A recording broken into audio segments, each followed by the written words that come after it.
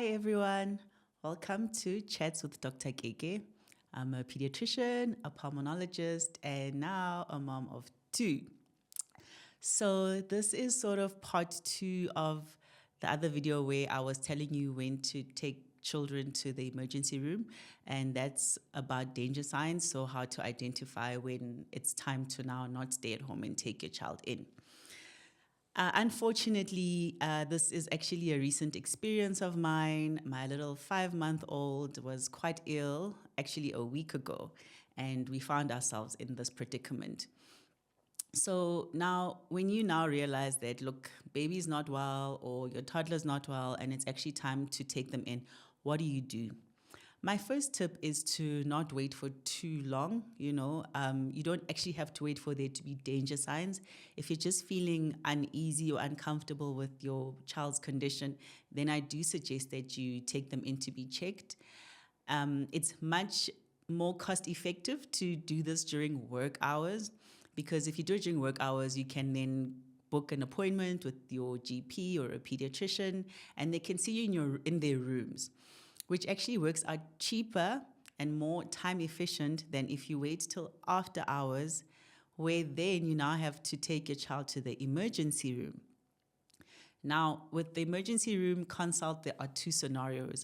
Are you taking them to a private facility or are you taking them to a state facility? If you're taking them to a state facility, meaning a government hospital, obviously you are rushing there, you don't need an appointment. If you have transport, you can just drive there. If it is an emergency and you don't have a car, you can call for an ambulance. Depending where you stay, the ambulance could be there in 15 to 20 minutes, or it could be there in 2 hours, or unfortunately not arrive at all. We will not speak about those scenarios.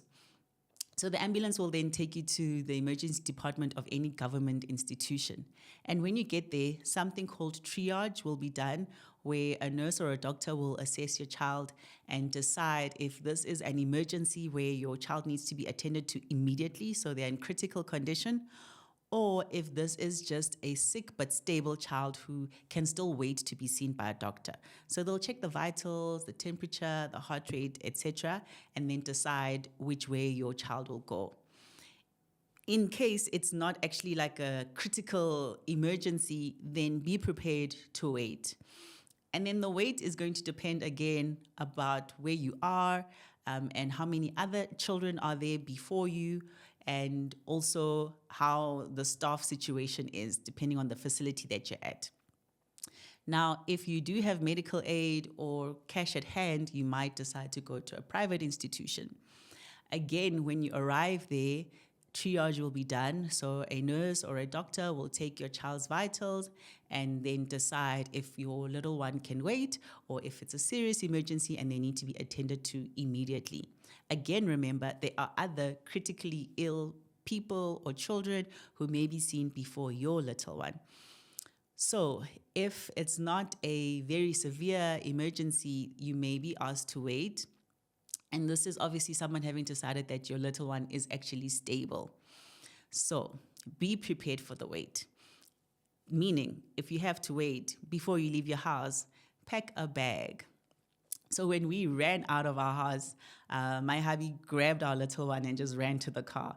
But because I know what I know, I still packed the baby's bottles, the baby's formula, a flask, take some blankies for your little one, take some nappies, essentially just prepare your mind mentally that you may be sitting in a casualty for an hour to 2 or even 3 hours. Okay, and even for yourself, because you don't know if your child will be admitted or not. So some hospitals actually allow parents to sleep over if a child gets admitted, and some do not. So I would suggest maybe you do your research on the facilities that are closest to where you live so that you can make that decision of, okay, if we were to be admitted, we would rather be admitted at this hospital because at least we know that we can sleep over with the child. So that being said, take an extra jersey, take a jacket, or take a pillow and make your way. And once you're there, You need to tell them all the symptoms that your child has been experiencing. They will take a history. They'll ask you, so what's been happening?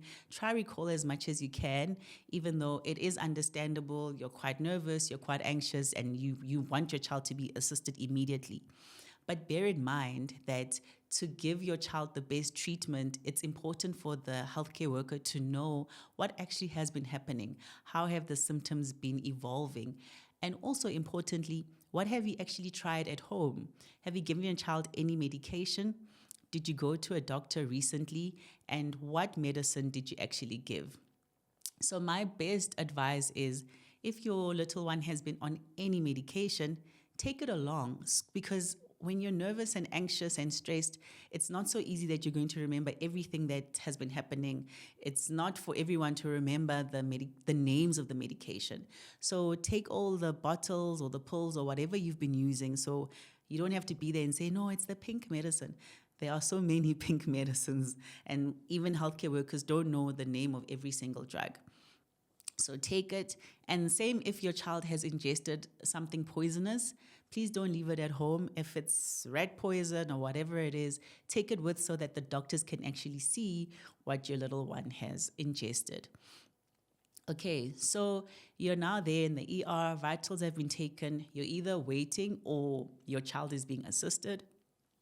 While that is happening, you may be asked to wait separate to your little one, or you may stay with your little one depending on the situation. Some treatment will be initiated, some x-rays or some investigations may be done at that point. So when all is done and your little one has been stabilized, there is feedback that should come back to you.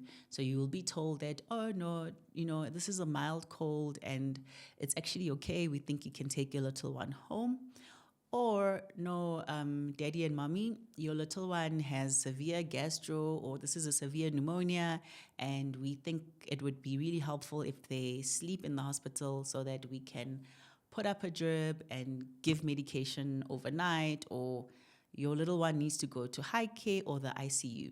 Whatever the situation, it needs to be explained to you thoroughly. If for any reason, and hopefully this does not happen, but I'm just sharing with you so that you know what your options are. If for any reason you feel that you don't agree with the plan, you can actually tell the doctor or nurse that, listen, I don't really agree, or I know you say you want to admit my child, but I really don't think that this condition is that bad. I've seen this before with my other little one. I have medication at home. I'd rather observe my child at home. You are well within your right to do that, right? If we agree, so as in we don't think that this is a danger to your child's life or you are trying to take a critically ill child home, we may agree with your suggestion and say, okay, it's fine, please observe, but come back anytime. But if for any reason we don't agree, so the nurse or the doctor says, actually, listen, Dad, I am really worried about your child. It's my advice is for you to stay for observations or anything like that. And you still feel that you want to take your child home. Medico-legally, and for everyone to be protected legally, you may be asked to sign a form called an RHT. This form says RHT stands for Refused Hospital Treatment. So once you've signed that form, your child will be released to you. But still, this depends on the fact of your child not being in a critical condition, as in we believe that you're not endangering your child's life. Then you will be permitted to sign the form and take your child home. Once you've signed that form, it does not mean that you can't come back. It does not mean that if you change your mind or your little one deteriorates or gets worse at home, you can't come back to the same hospital. Nobody will turn you away and say, I get you signed that RHT form. They have to still assist you, even if you sign that RHT. But I do encourage you to rather not.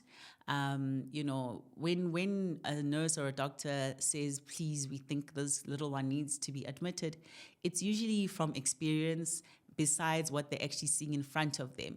So I encourage you to sort of relinquish that care and that decision making to the healthcare worker when your little one is that ill, because that is sort of the reason actually that you left your house, after hours to get the help. So I hope all of this is very helpful. Lastly, also as you're rushing out to the ER, we said pack bottles, pack blankies, nappies, change of clothes, take any medication, right, that you'd already initiated. But also remember your little one's road to health booklet or your clinic card, and your ID documents, because sometimes those will be needed to open a file. I hope this helps. I hope this never happens to you, but if it does, remember these tips. Thanks.